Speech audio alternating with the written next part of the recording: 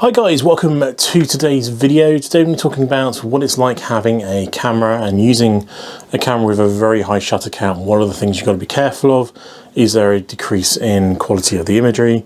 Is there a decrease in the performance of the camera itself?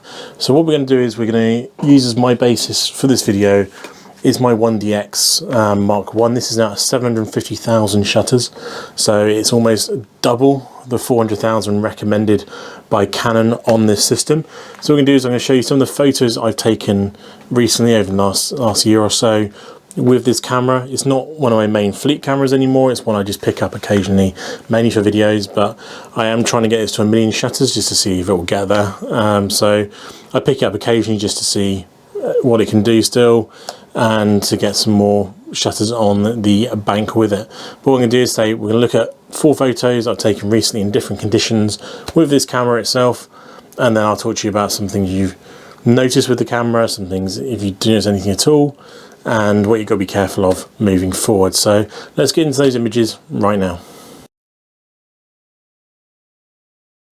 So the first image we got here is of a lemur posing very nicely here in the bushes, and it's really deep dark photos. It's taken towards the end of the day, and the only thing that really kind of shines out is this really nice ambery yellow orangey eye, and it just draws you straight to it. But the actual image itself, this is a very sharp, very detailed image taken on the 7200 at 200mm 2.8, and just really nice, very detailed image. So the next one here is taken at 500mm of a binturong here, having a bit of an itch. But again, this is a 500mm f4. You trying to use the wood sort of climbing frame it has in its enclosure as a bit of a framing in there as well. But I've got the focus point dead on the eyes, so the eyes are really nice and sharp. Their face is nice and sharp, and just really nice frozen image here. Colours are great. Bit of morning dawn sort of golden hour light across the top there, but just very detailed and very sharp image. Now this next image here I've picked because the 1DX, in my opinion, the range of the 1DX anyway, is some of the best cameras you can buy for low light photography. So this is taken really low light. This is 128,000 ISO of this baby squirrel monkey. I really wanted to get a photo of it. I didn't care really how it came out. I just wanted to document that I'd seen it. But you can see it's not totally sharp. There is some limitations because of it being shot at such a high ISO. But it's still by far a usable image. It's not the best image in the world, but the colours are really nice. The eyes are in focus, but it's just trails off slightly. So you can see if I was shooting the same setting with the 1DX Mark II or the R3, for example, you would get a slightly sharper image. This has nothing to do with the age of the camera in a sense. It's just the fact that technology has moved forward and it's only 18 megapixels and all that sort of stuff. But this is still, let's say, you can still shoot at higher ISO in dark environments and still get a very usable photo. And finally here we have a baby orangutan having a bit of a play, having a bit of a fly around with his arms, putting a few faces directly at me because you can see me shooting. This is with the 200-400, and potentially you can see the reflection through the lens. Or I was just wondering what the big tube thing pointed at him is, but he was performing for a while, like dancing, jumping around, throwing his arms about, hiding behind his blanket. And this is one of the shots that I captured, and I love this photo just because it's showing some emotions from the baby orangutan itself. Playful side, got perfect eye contact, colours are great, he's got his hair flopping all over the place, and just a really nice, adorable photo, and just really nicely in focus, and just one of my favourite photos I've taken with the camera. So as you can see from the imagery that I've just shown you there isn't really a massive amount of deterioration of the quality of the imagery that you're taking. The main things you've got to worry about is I wouldn't take this out as my only camera for the day. So I don't mind using it, and I have total faith that it's going to work up to a point, but I'll never just take this out on its own. I'll always either have the 1DX Mark II with me or the R3 as well, just so if it does die, I haven't wasted the journey and I can still continue to take photos. Canon put those limits on shutters for a reason, so they are meant to kind of dies shortly around that sort of period. But obviously they are over-engineered, especially on the 1Ds and all that sort of pro-bodied cameras. They are over-engineered, and that is an estimate that's given. But, you know, many people, I've seen some of these with 2 million shutters on them.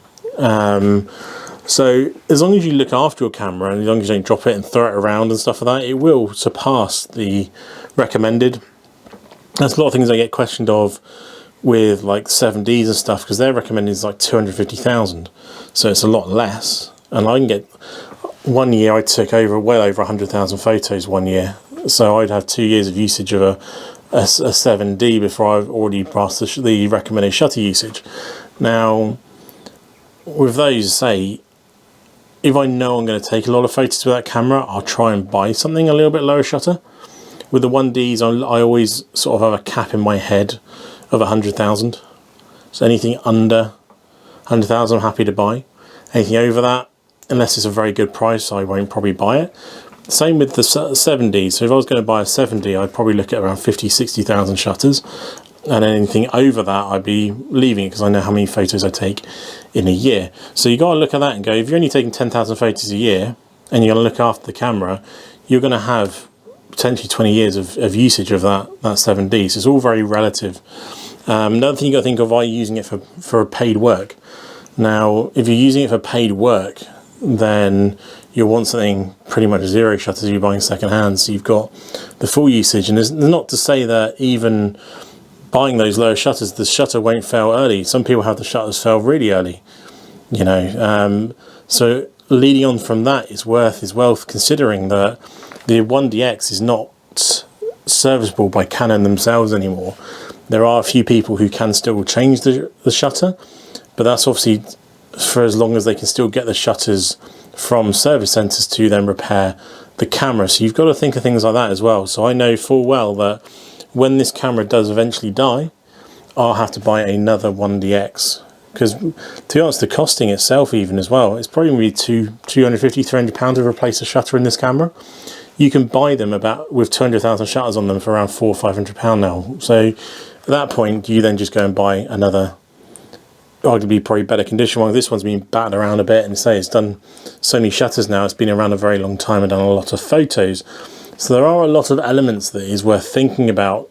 Personally, the camera itself is always going to work the same, unless you put your thumb in the shutter and break it that way, or do something stupid. The camera is always going to give you the same quality imagery, the same speed, everything you expect from it, as long as you keep up servicing with it. You keep like a nice fresh battery in there, because obviously it tells you if the battery is deteriorating at all. That will affect how the camera performs. So make sure you have a nice, good quality battery in there.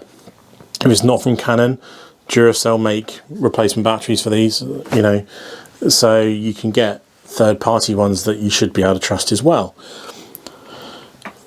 And then again, it goes through, if you're buying a 7D and you want it for professional work, you want to try and get something as low as possible, shutter-wise, a 7D Mark 1 or 2.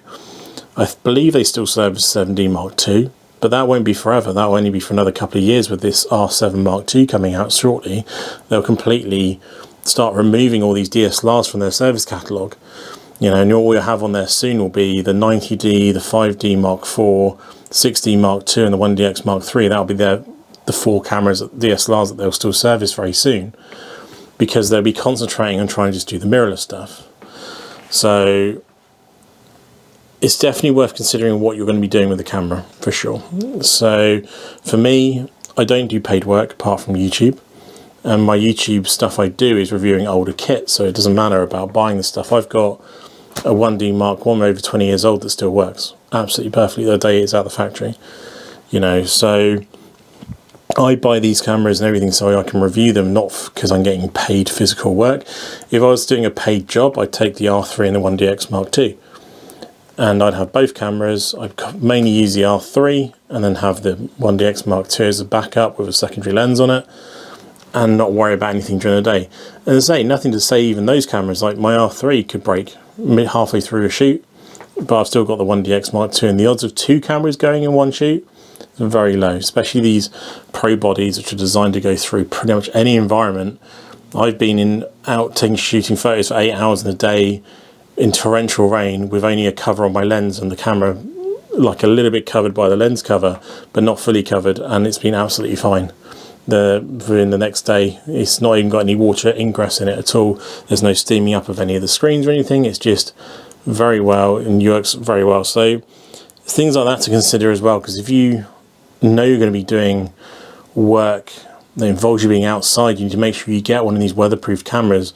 There's no point going, oh, I'm going to go to be a outdoor dog photographer or pet photographer and you're out there in the rain with an R7 because it's not weather sealed. So you're not going to be using that very long in those sort of environments. But if you invest your money in like a second hand, a 1DX Mark 1, a 1DX Mark 2 instead, that's fully weather sealed. You get yourself a weather sealed lens and you've got a little bit more protection. You've not got full protection, but you've got a little bit more protection and more likely to get through that session. So I hope this video has been useful for some of you guys, and I hope you can get some information from this that you can move forward with yourself. And if you have any comments or want to let me know anything, put it down in the comments as you always do, and I will reply to as many as possible. If you enjoyed the video, again, please subscribe if you can. We're moving quite fast through the milestones. We're now just about to hit 5,500 subscribers, which is great to see.